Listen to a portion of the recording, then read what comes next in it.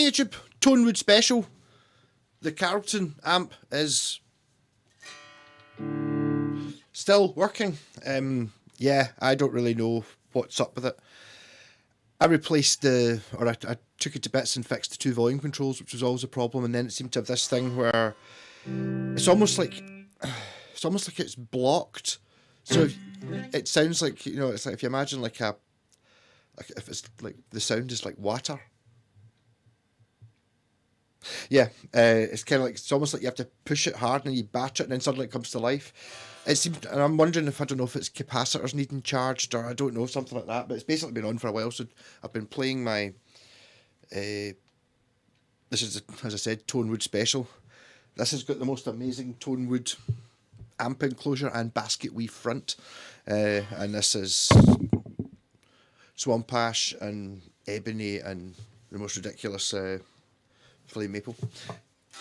So just playing about with it basically while it's working. I think the last time I tried to do a video on this, it cut out and it didn't last 10 minutes. Good for showing off these tone guitars. I'll maybe get the corker out as well.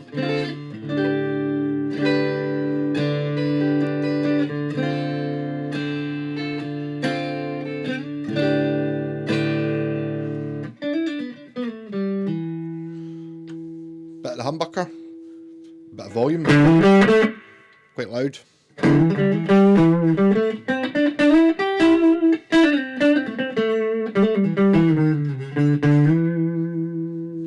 Bit of full volume does. It does an interesting thing. Inside this amp, it's all chips. It was made in between Airdrie and Coatbridge, and the pots are dated 1990, so sometime after 1990. But it doesn't have, like, the inside of the amp seems to all be like sort of computer chips. However they're doing it. But I wonder if that's why it's kind of distorting a wee bit value-wise.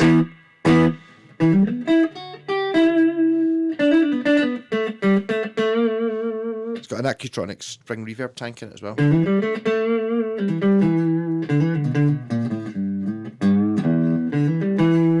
So, single coil in the, I guess it's the neck.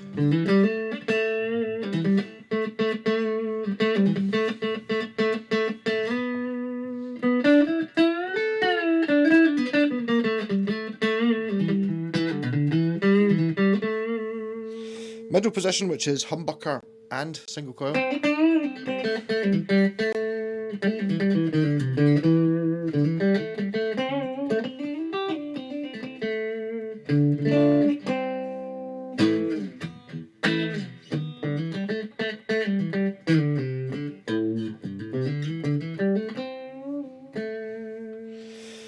Then it's both pickups, but the neck is split.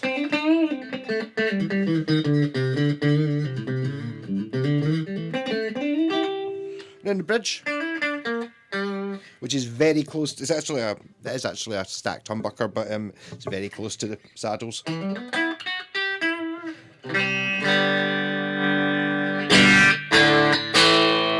So it's quite trebly.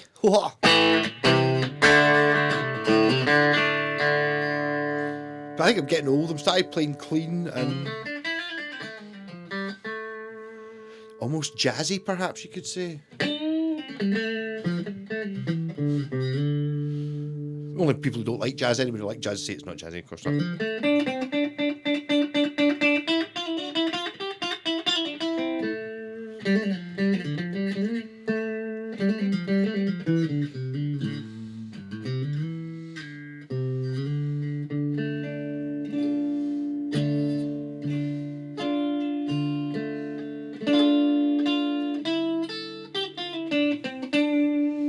Also got I even built a foot switch for it. It's got like a mad drive section in it.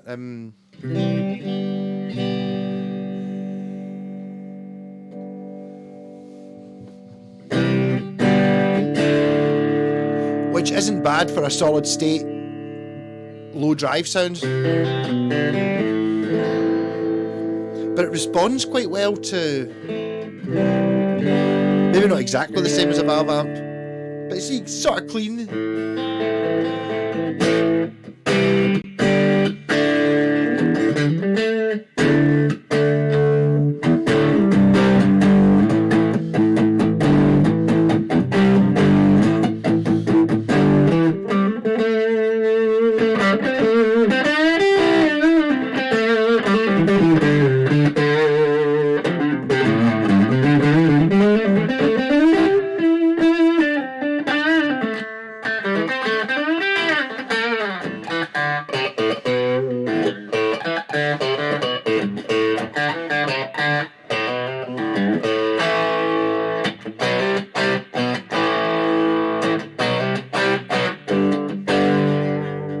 But I think part of the why this amp sounds the way it does, I mean, a lot of people don't like it, but I mean, this is the first time it's ever been mic'd up.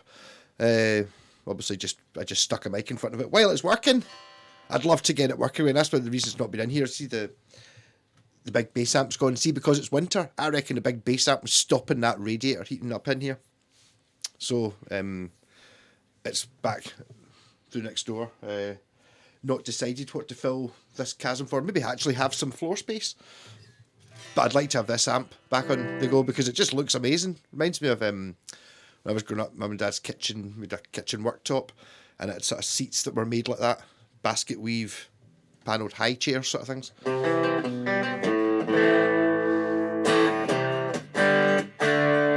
But I'm glad I let it out because I took it to bits and redid the soldering work I did. Put it back together again, it wasn't working. I just persevered and just kept hitting it, and then I've left it on all afternoon. And it'd be lovely if it was just a case of, you know, getting things working again, maybe taking a wee while to start because it's not been played for a while. It's definitely not worked since I got these guitars, the two fancy ones.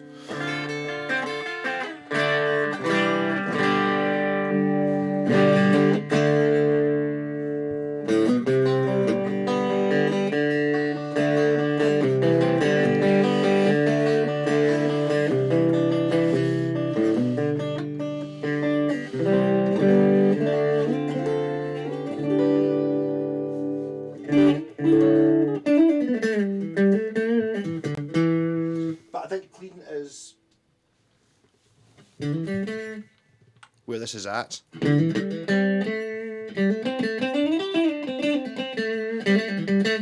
It's 120 watts as well, so it's barely even on.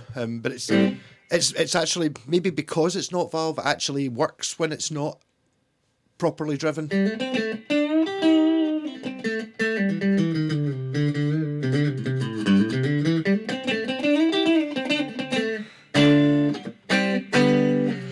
Yeah, so I mean, you may have noticed that this has sort of become my favourite guitar over the last few weeks. But what I'm going to do is, I'm sure there was a pause button. I was going to pause it and put it on the corker. I need to move this whole thing a little bit. Can I do that? What have I done? I'm sure there's a pause button, but it's not on. How do I make this smaller? Sorry, talk amongst yourselves. No, definitely not that. Why can I not just move it?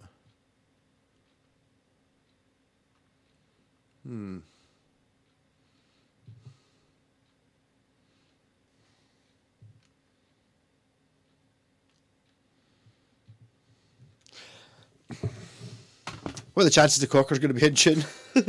I might do another video. There is a pause button there, but it's not letting me press it because it's too zoomed in on the TV. Does that make sense?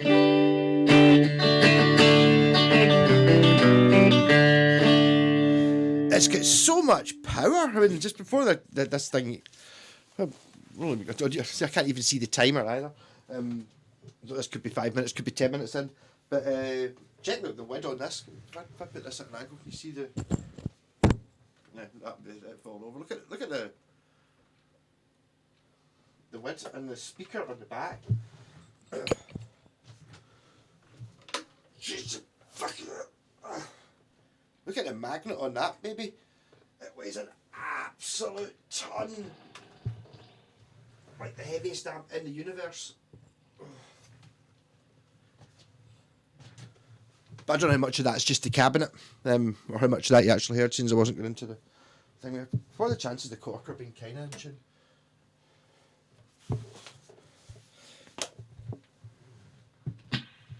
Let's just see what it sounds like.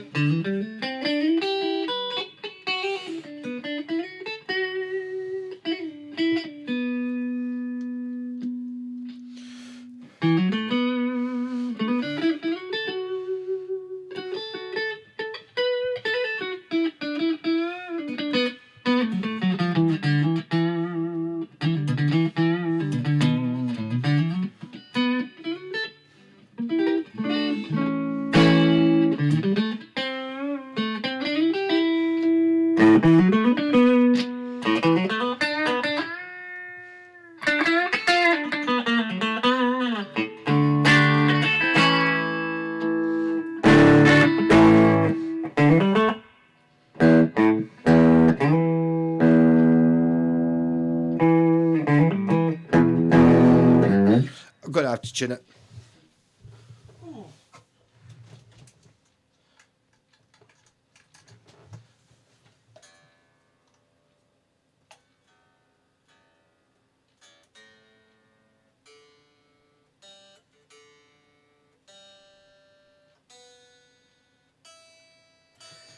Wasn't really out of tune. There you go.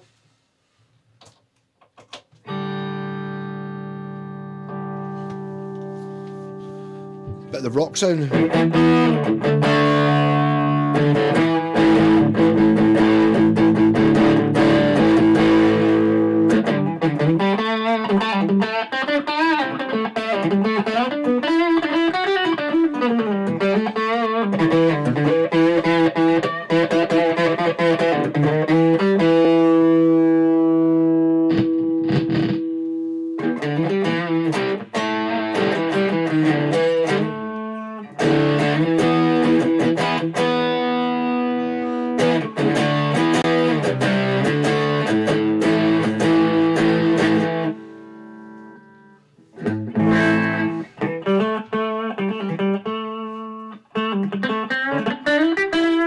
This guitar's awful good as well, it has to be said.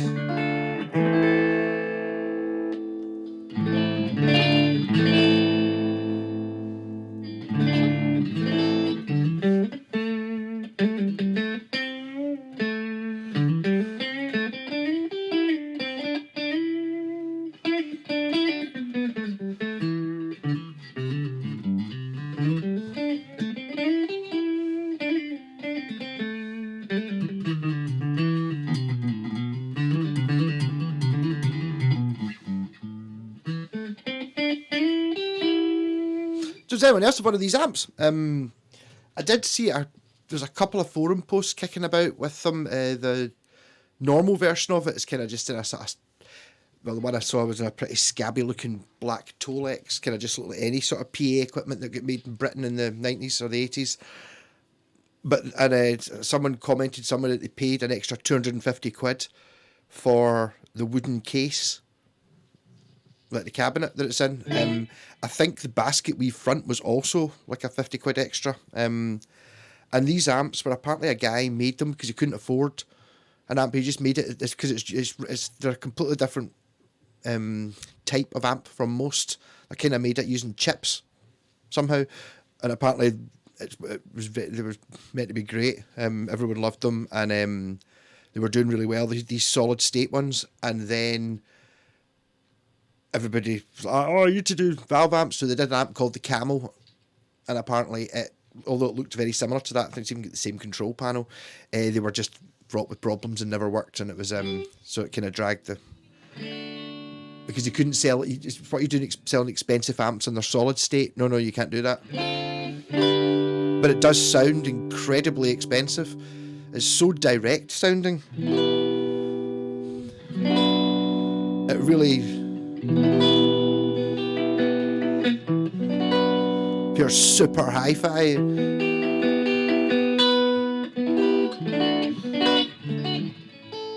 Doesn't have show-off mistakes, though.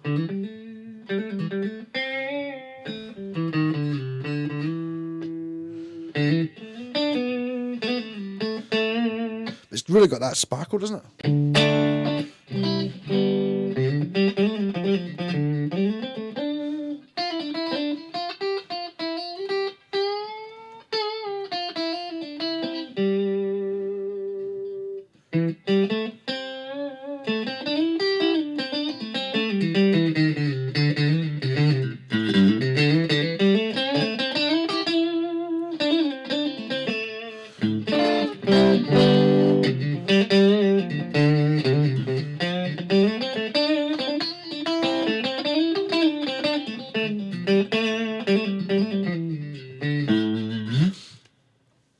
Yeah, I mean, I think I'm going to go in for the tone snobbery here and say that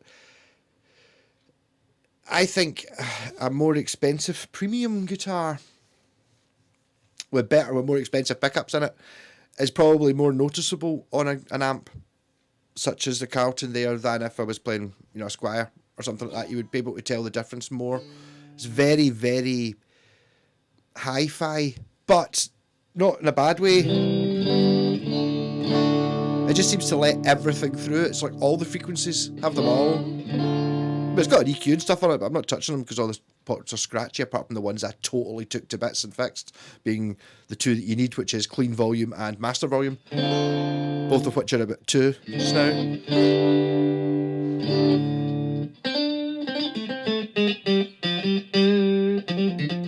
Maybe set a little bit sharp so I can actually try and use the tone control on these things.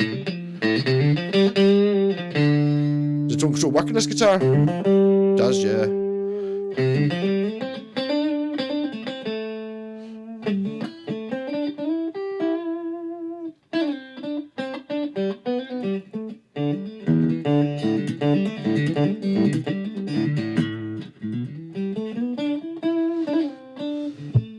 Oh, this guitar's awful good as well.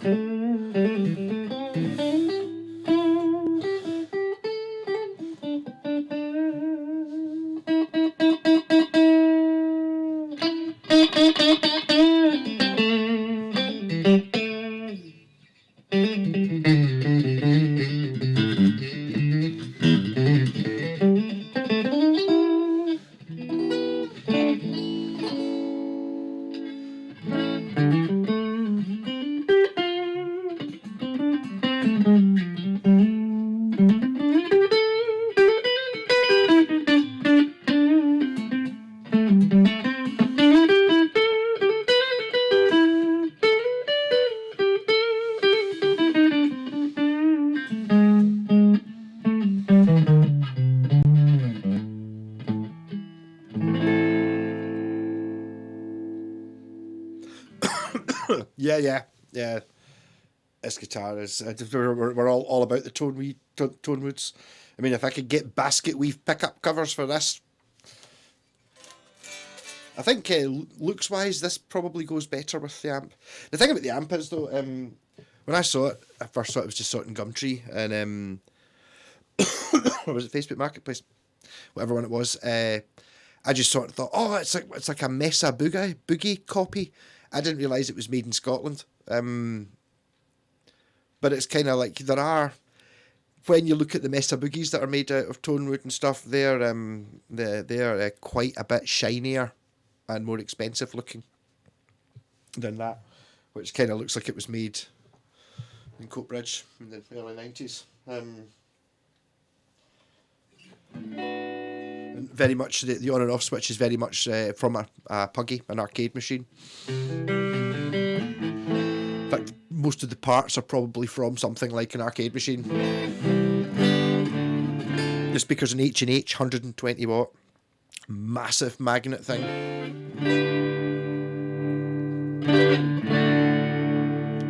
But I mean, yes, it's loud enough. I actually took it into the studio before this new problem where it cuts out started, where it just did the crackly pots that were really annoying, like to the point of almost cutting out. I remember taking it in, and the thing about it was kind of like that big bass amp, which you can't see behind me because it's not there anymore. It goes so loud it doesn't really get more distorted because it's like 100. It's such a massive speaker and a big, massive, chunky enclosure. It's like it's got so much weight that you can have the guitar up really loud and it doesn't you know, the perceived loudness isn't that much, apart from you can't hear the drums anymore or anybody else or other people telling you your amp's too loud. You know, it stays sounding like that.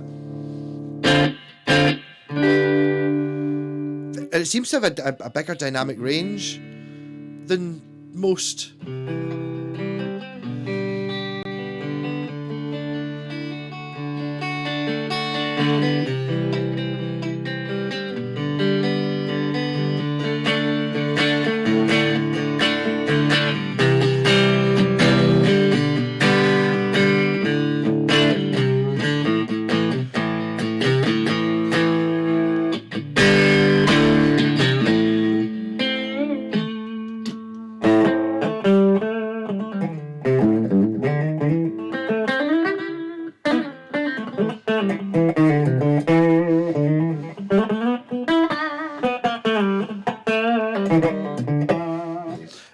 On a purely practical note, I'm not sure whether this has 6 sounds with 2 humbuckers. This has 5 sounds with a humbucker and a single coil.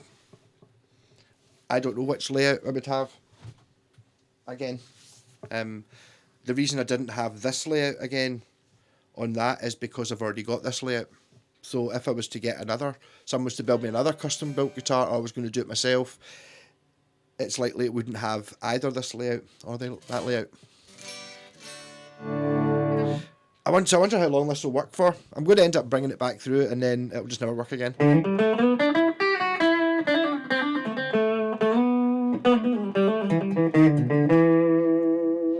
It just pure tells the truth. Yes, I didn't play that very well.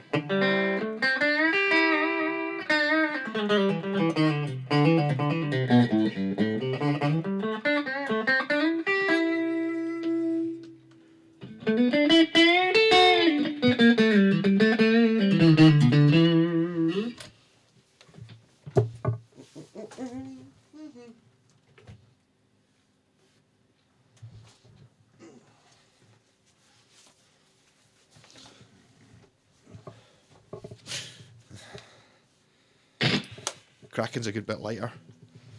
I was going for that sound.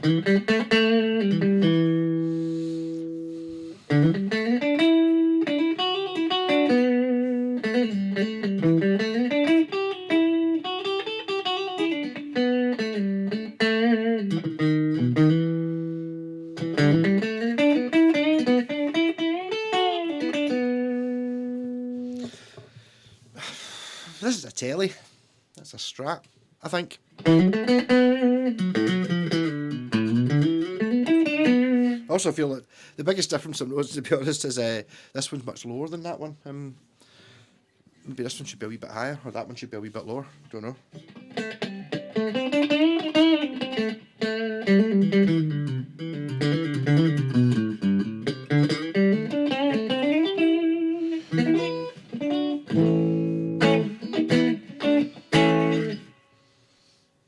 The neck on this one, though. Just to look at, it's pure distracting. It's like every time, when you're playing this guitar, every single time, no matter how long you've been playing it or how much you've been talking about the fact that the flames move, every time you're looking to see, oh, where's the 9th fret? Where am I meant to be? It catches your eye because it moves. You know, you get that sort of 3D thing going on. So it's just totally a constant thing that you have to kind of ignore. Quite like it.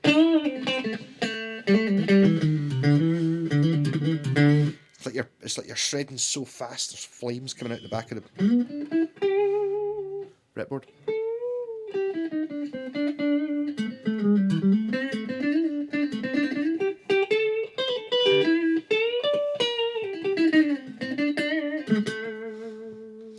So the two guitars sound different, or do they just sound exactly the same?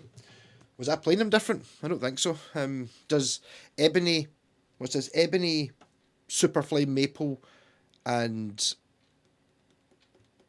swamp ash with no paint on it against mahogany neck with flame maple fingerboard. solid one-piece walnut body, but I think the more different thing would be perhaps not even the types of pickups, although this actually does have a DiMarzio super distortion in the what I'm calling the neck position, which is actually, because this is a 24 fret neck, so really the a neck pickup would really be kind of there if it was to match up with that one. Oh no, maybe not in that one, because that one's, well, that's got 23 frets. So there's maybe not that much in it, it's just basically that much away, so kind of very similar neck, but this is a 24 3/4 inch, that's a 25, and this has got a Telecaster bridge pickup, which is very close to the, very trebly, and that's got 2 humbuckers and a 6-way knob. Yes. TONEWOOD, does it make a difference?